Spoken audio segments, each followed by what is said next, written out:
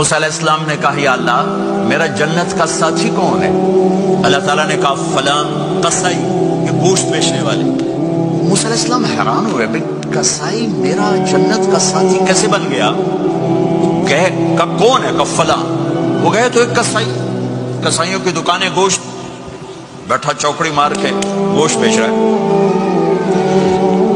جب وہ فارغ ہوا ایک گوشت کا ٹکڑا اس نے تھیلے میں ڈالا اور کھا۔ موسیٰ علیہ السلام بھی پیچھے، کہنے کہ میں آ جاؤں؟ کہا آ جاؤ۔ اس نے آ کے گوشت کی بوٹیاں بنا کر ہانڈی پہ چڑھایا، آٹا گوندنے بیٹھا، پھر اس کو نرم ہونے دیا، سالن تیار کیا، روٹی بنائی، تھالی میں پلیٹ میں سجا کر ایک بڑھیا ایسے لیٹی ہوئی، اس کو کہتا ماں جی ماں جی، اس کو اٹھایا، نوالے بنا کے کھلاتا رہا۔